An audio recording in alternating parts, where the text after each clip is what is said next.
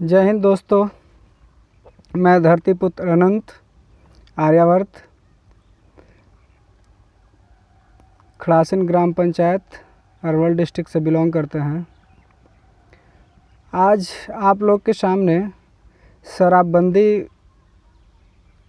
किस तरह से बिहार में लागू है, उसका क्या परिणाम और दुष्परिणाम हो रहा है, उस पर कुछ चर्चा करने का इच्छा हुआ।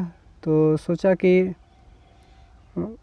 एक इस पर वीडियो बनाया जाए, आप लोगों का प्रतिक्रिया जाने कि क्या शराबबंदी ज़रूरी है या इसको किस नियम और शर्त के अनुसार पे बिहार में खोलना ज़रूरी है। तो सोचे कि आप लोग का राय ले लेते हैं। लेकिन जहाँ तक मेरी बात है, मैं माननीय मुख्यमंत्री नीतीश कुमार जी से कहूँगा कि यदि आप रियल में ईमानदार मुख्यमंत्री हैं तो छोटे छोटे लोगों पर, जैसे अभी हाल ही फिलहाल में एक महिला शराब पी रही थी, उनको अरेस्ट कर दिए। ठीक है, हम जब शराबबंदी लागू है, शराब पीना गुनाह है, हम इसका समर्थन नहीं करते हैं कि शराब पीजिए। लेकिन जो इसका आदत जिसका हो गया है, तो आप ज़बरदस्ती आप अपने नियम कानून बना के और उसको कहिए कि नहीं पियो, तो वो भी हमको समझ से लगता है कि उचित नहीं है। जब तक कोई इंसान अपने आप को दृढ़ संकल्पित नहीं करेगा कि मुझे दारू नहीं पीना है, इसके इतने सारे घाटे हैं, जब तक उसके दिमाग में नहीं घुसेगा तब तक वह दारू पिएगा। उसको कोई नहीं रोक सकता है। आप बिहार में रोक लीजिएगा तो उठ के झारखंड जाएगा, बगल में बंगाल जाएगा, बगल में उत्तर प्रदेश जाएगा। तो हमको ऐसा बिहार बनाना है कि सामने दारू धड़ल्ले से एकदम नदी बहते रहे और कोई उसको छुए नहीं। मेरा मिशन ये होना चाहिए। ज़बरदस्ती किसी पे अपना फैसला लाद देना, ये ये मेरा निजी राय है। आप लोग भाई इतने मंत्रिमंडल आईएएस ऑफिसर लोग का दिमाग लगा के आप शराबबंदी कर रहे हैं, अच्छी बात है, हम ऐसा नहीं, हम इसका पुरजोर समर्थन करते हैं। जबकि कुछ दिन पहले हम भी शराब का सेवन करते थे, यह सच्चाई है, लेकिन हमको कोई ज़बरदस्ती नहीं छुड़ाया। जबकि घर में माँ बाप पत्नी सब लोग मना करते थे, लेकिन फिर भी हमने उसका सेवन नहीं छोड़ा। लेकिन जिस दिन हमको इसका फ़ायदा और घाटा अपने आत्मचिंतन के द्वारा या समाज में कुछ उस तरह का मेरे प्रति जो लोगों का सोच था, हम कहे कि नहीं, यह हमारे ज़िंदगी के लिए बहुत ही ख़तरनाक है और इससे सिर्फ घाटा ही घाटा है, चाहे वो आर्थिक हो, सामाजिक हो, शारीरिक हो, हर तरह से सिर्फ घाटा। और उस चीज़ को जब हम एकदम अपने आप में दृढ़ संकल्प कर लिए कि नहीं, अब कुछ भी हो जाए, नहीं शराब का सेवन करना है तो नहीं करना है, तो हम आपसे यह अपील करते हैं कि शराबबंदी को यदि लागू करना है तो ईमानदारी पूर्वक कीजिए।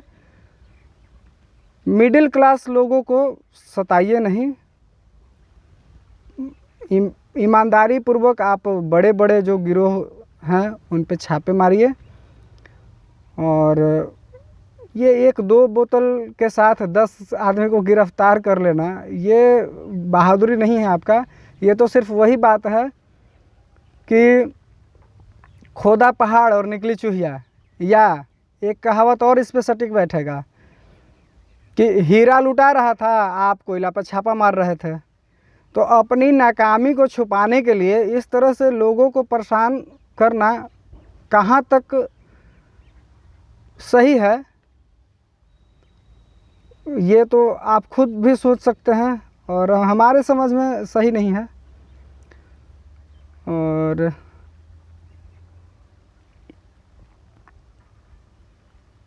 और बस इतना ही।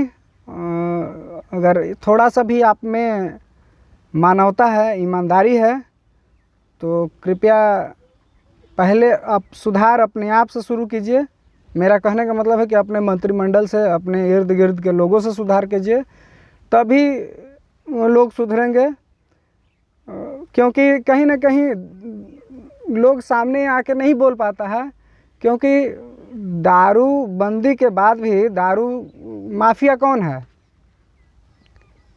चाहे वो पक्ष में हो बैठा हो या विपक्ष में बैठा हो, जिसके पास सत्ता की पकड़ है वही लोग कर रहे हैं।